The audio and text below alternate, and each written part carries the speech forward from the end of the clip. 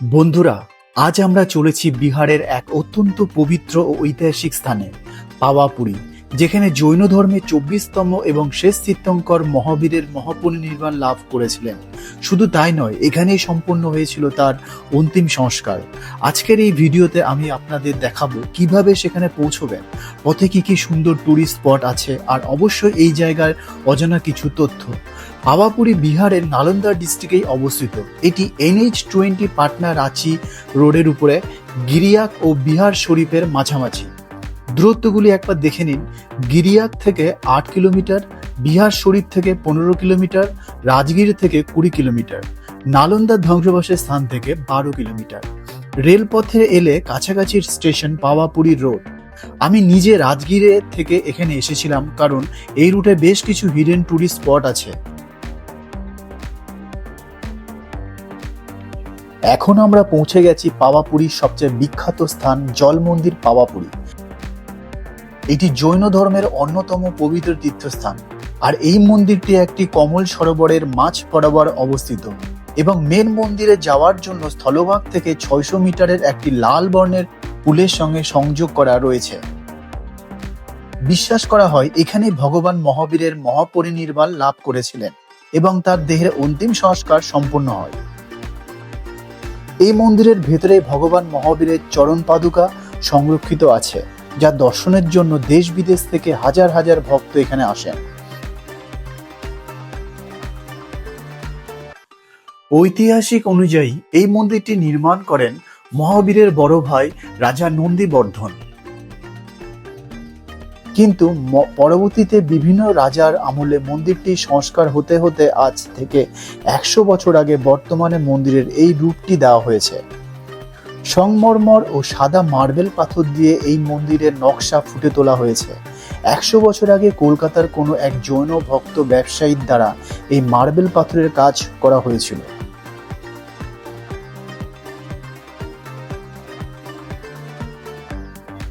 একটি খুবই আকর্ষণীয় কাহিনী আছে। মহাবীরের অগ্নি সংস্কারের পর ছায়ের অবশিষ্ট অংশ শেষ হয়ে যাওয়ার পরও ভক্তরা বিশ্বাস করে সেই পবিত্র মাটি নিজের কাছে রাখতে তারা মাটি নিয়ে যেতে শুরু করেন। ফলে এখানে একটি বিশাল গর্ত তৈরি হয়ে যায়, যা পরে রূপ নেয় এই সুন্দর জলাশয়ের।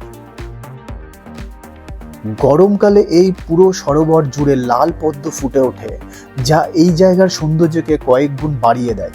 সাদা মার্বেলের তৈরি এই মন্দিরটি একটি লম্বা ব্রিজ দিয়ে মূল ভূমির সঙ্গে যুক্ত। বিশেষ করে পূর্ণিমার রাতে এর সৌন্দর্য একেবারেই স্বর্গীয় লাগে। প্রতি বছর দীপাবলির সময় এখানে বিশাল উৎসব হয়, কারণ এই দিনে মহাবীর মহাপরিনির্বাণ লাভ করেছিলেন। সেই সময় রূপোর রথে করে তার প্রতিমা শোভাযাত্রা বের করা হয়। জল মন্দিরের ঠিক সামনে রয়েছে আরও একটি অসাধারণ স্থাপত্য, শ্বেতাম্বর জৈন টেম্পল পাওয়াপুরী।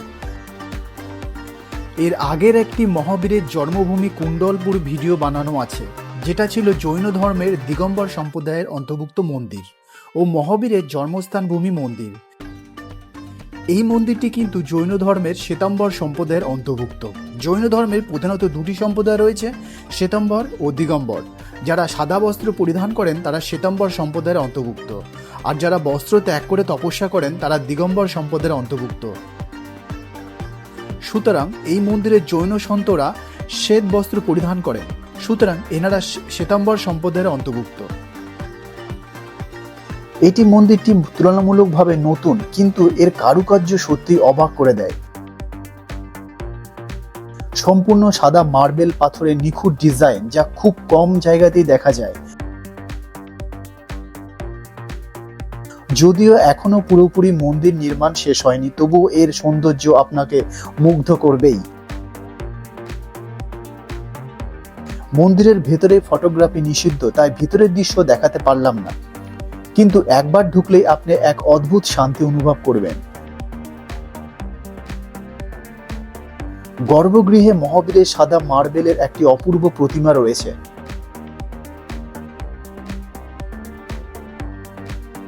এখানে শুধু জৈন ধর্মাবলম্বী নয়, সব ধর্মের মানুষ সমানভাবে প্রবেশ করতে পারে, যা এই জায়গার অন্যতম বড় বৈশিষ্ট্য।